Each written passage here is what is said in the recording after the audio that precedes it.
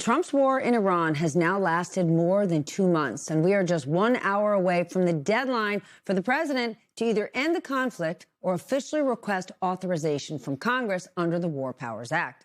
But Defense Secretary Pete Hegseth, well, he seems to think there is a loophole. Listen to what he told the Senate Armed Services Committee earlier today.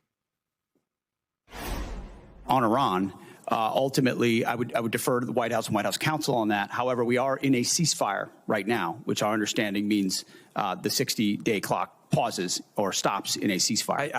You're not in. Yeah. It's our understanding, just so you know. Okay, well, I do not believe the statute would support that. I think the 60 days runs maybe tomorrow, and it's going to pose a really important legal question for the administration. We'll have to see whether that theory proves true. However, if hostilities were to resume, it would definitely change the calculus. And Axios is reporting that according to 2 separate sources, military commanders were set to brief the president as soon as today on new plans for potential military actions in Iran. Those could include a wave of what they call short and powerful strikes to break the deadlock in peace talks, as well as an operation to completely take over the Strait of Hormuz. Meanwhile, the president is not publicly acknowledging the negotiations are even at an impasse. Nobody knows what the talks are except myself and a couple of other people. They want to make a deal badly. We have a problem because nobody knows for sure who the leaders are. It's a little bit of a problem. We're not going to have a nuclear weapon in the hands of Iran. The gas will go down. As soon as the war's over, it'll drop like a rock. There's so much of it. It's all over the place, sitting all over the oceans of the world. And it'll go down. So they don't even know who's in charge? I'm not sure if that's true, because Iran's supreme leader posted several messages on social media today, and he did not sound like someone who is desperate to make a deal. Quote, Iran will put an end to the hostile enemy's exploitation of the Strait of Hormuz. He then added that Iranians consider their scientific capacity, including nuclear and missile technologies, to be national assets. With all of that, fears of escalation are causing chaos in the oil market. International Brent crude futures closed at over $110 a barrel after reaching a wartime high of $126 a barrel yesterday. You might say, what does that have to do with me? Well, it has to do with this. The average U.S. gas price is now $4.30 a gallon. That is 30 cents more than it was just 1 week ago. Now it's time to get smarter with the help of our leadoff panel this evening. And it's certainly going to be a good one because Peter Baker is here, Chief White House Correspondent for The New York Times. Miles Taylor, former Chief of Staff for the Department of Homeland Security during the first Trump administration. And he is the founder of Defiance.org. And Lieutenant General Mark Hertling, retired commander of the U.S. Army Europe. And I am super excited to announce he is our newest military analyst here at MS Now. So, Mark, I officially welcome you to the MS family. I'm thrilled that you are here. So here's your test. You're going to have the first question tonight. Let's see how you do. Could you walk us through the risks of potential options for these new military strikes, what Axios is reporting? Yeah, we've talked about this, and thank you, first of all, Stephanie. It's great to be part of the MS Now team. But what I'll talk about a little bit is the dangers involved in any kind of escalations at this point. The military commanders, the CENTCOM commander, is giving briefings allegedly to the White House, to the chairman, the SecDef, and the president on what the options might be. What I would suggest is they better be pretty good and they better be well thought out, because if we're talking about putting forces anywhere along the Strait of Hormuz or capturing any or seizing any of the islands in the area, it's going to be rough going. Very tough situation along the coast. There is still unknowns like the mines in the water, the potential for additional drones and missile launches by Iran against targets in the area. And I would suggest that it could be a very difficult offensive operation if they're planning to do something like that.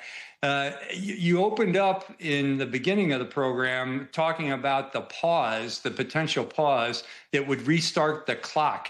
I'm not a lawyer either, but I don't think that lives up to the spirit of either the 60 or the 90-day rule regarding combat operations in a theater and how much time the president has to notify the Congress and the American people exactly what he's doing.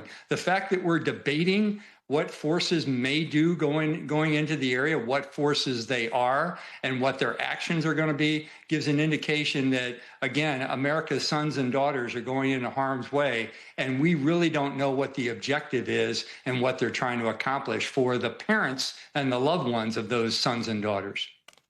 Miles, what is your understanding of the War Powers Act? Because we heard right there from Secretary Pete Hegseth, he's thinking, or he claims that the ceasefire paused that clock.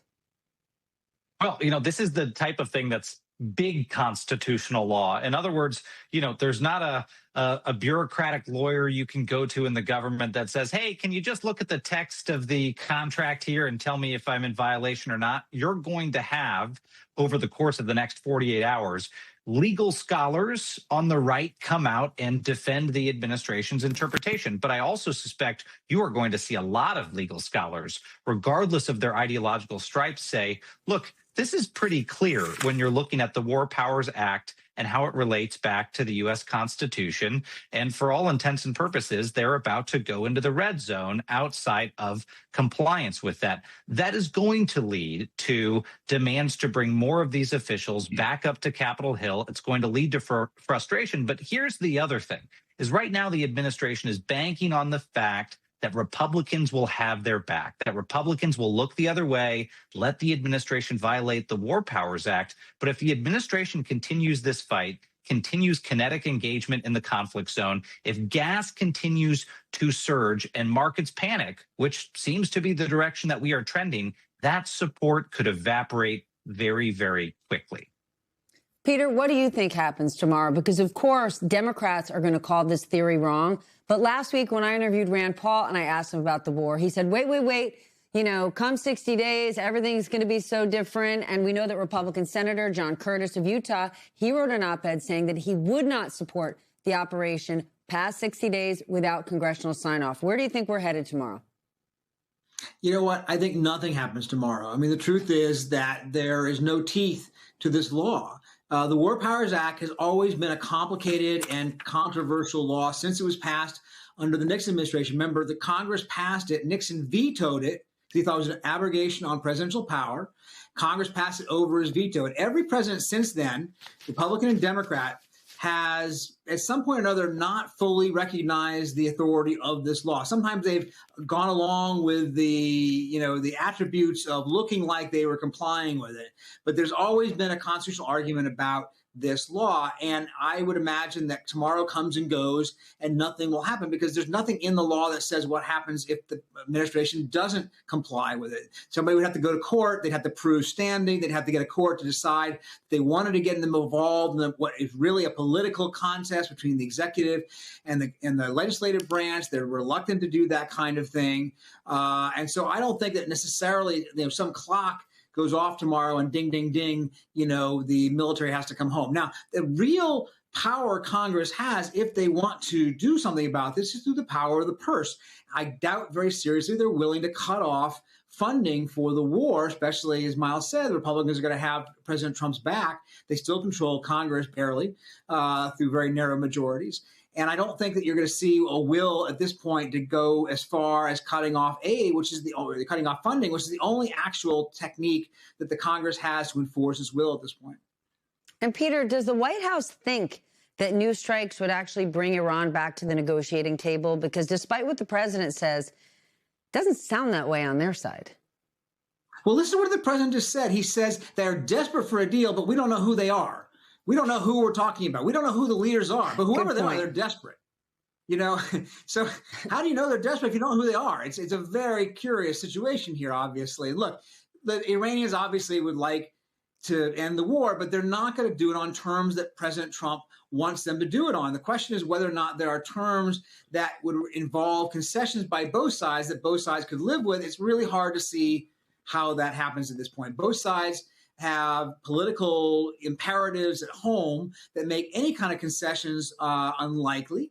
It's not like the president's going to accept something that would be along the lines of what President Obama did under the JCPOA. That was the nuclear deal he sealed in 2015 because, of course, President Trump said it was a terrible deal and then abrogated it. Well, any deal with the Iranians might look a little like that. Even if you got a better terms, it's not likely to be that the Iranians simply say, okay, you're right, we're done with nuclear power altogether, we're never going to go after it again. And even if they did say that, who would trust them? What would be the mechanism that you would verify that in?